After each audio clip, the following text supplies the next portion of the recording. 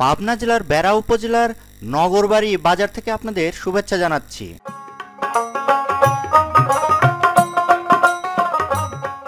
আজ আমি আপনাদের নিয়ে যাব নগরবাড়ি পোর্টে, যেটা বেড়া উপজেলা সদর থেকে 19.6 কিলোমিটার দূরে এবং নগরবাড়ি বাজার থেকে মাত্র 130 মিটার দূরে অবস্থিত।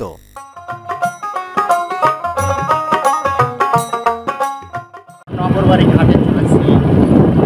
এটা একটা ঐতিহ্যবাহী ঘাট, কারণ আমাদের উত্তরবঙ্গের একসময় যোগাযোগ দক্ষিণবঙ্গের সঙ্গে এই ঘাট। সেই তুলনায় এখানে আসার যে রাস্তাটা একদম ভাঙাচোরা, এখন ঐতিহ্য সংরক্ষণ এটা মনে হয় না হয়, কারণ এটা একটা ঐতিহ্যবাহী বন্দর।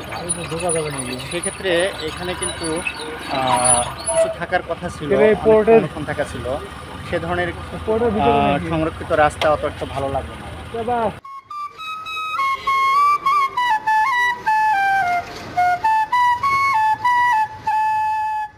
2018 সালে 563 কোটি টাকা ব্যয়ে 36 একর জায়গার উপর এই নগরবাড়ি নৌবন্দরের নির্মাণ কাজ শুরু হলেও 4 বছর মেয়াদী এই প্রকল্পের কাজ শেষ হওয়ার কথা ছিল 2022 সালের জুনে, কিন্তু ভূমি অধিগ্রহণ সহ নানা দীর্ঘসূত্রতার কারণে এর কাজ এখনও শেষ হয়নি। বর্তমানে এর 90% কাজ সম্পন্ন হয়েছে।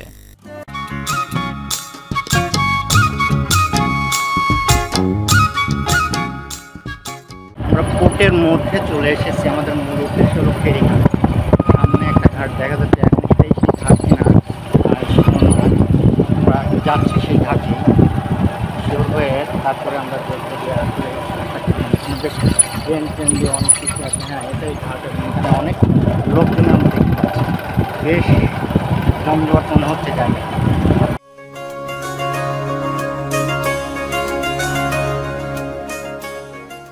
যেহেতু এই পোর্টটির কাজ এখনও শেষ হয়নি, তাই এর কার্যক্রম শুরু হওয়ার প্রশ্নই ওঠে না।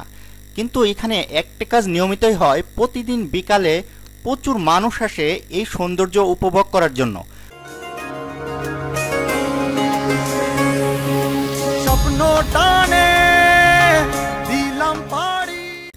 ভরা মৌসুমে যমুনা যখন তার পূর্ণ যৌবন ফিরে পায়, সেটা নিশ্চয়ই মানুষকে আরো বেশি রোমাঞ্চিত করে তোলে।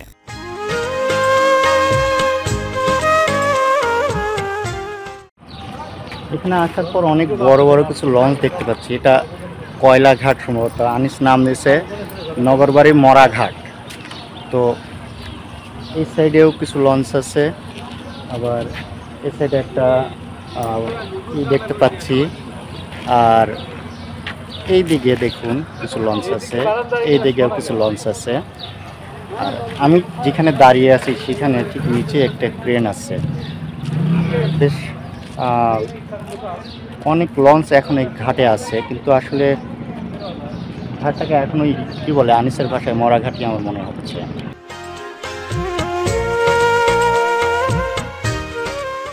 কার্যক্রম না থাকার কারণে যত এটাকে মরাঘাট বলে না কেন, উত্তর অঞ্চলের সঙ্গে দক্ষিণ অঞ্চলের যে বাণিজ্যের নতুন দুয়ার উন্মোচন করবে এই নৌবন্দরটি, সেটা বলার অপেক্ষা রাখে না। এই নৌবন্দরটির কারণে পাবনা জেলা সারা বাংলাদেশের কাছে অত্যন্ত গুরুত্বপূর্ণ একটি বাণিজ্যিক এলাকা হিসেবে পরিচিতি লাভ করবে। এখানে নদীর নিচে নামার জন্য সিঁড়ি করে দেওয়া হয়েছে একদম নিচ পর্যন্ত। আমি নিচের দিকে যাচ্ছি, নিচটা কেমন অবস্থায় আছে সেটা দেখার জন্য। সত্যি এটা অসাধারণ একটা। আমি ব্যাক ক্যামেরা দিই, তাহলে সবাই ভালো দেখতে পাবেন।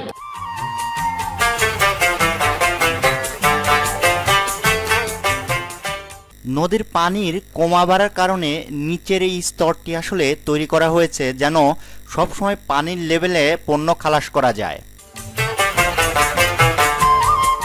একটু আগে আপনাদের উপর থেকে একটি ক্রেন দেখিয়েছিলাম, মনে আছে কিনা? সেই ক্রেনের লেভেলে আমি এখন দাঁড়িয়ে আছি। এই সেই ক্রেনটা, এখান থেকে সিঁড়ি দিয়ে নামার রাস্তা করে দেওয়া হয়েছে। এটা মহাযজ্ঞ বলা চলে এটাকে।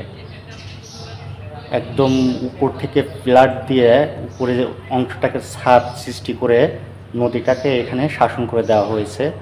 একদম নদীর ভিতর পর্যন্ত চলে এসেছে এটা। এটা একটা জেটি মেবি, যখন পানি বাড়ে এটা উপর দিকে উঠে যায়।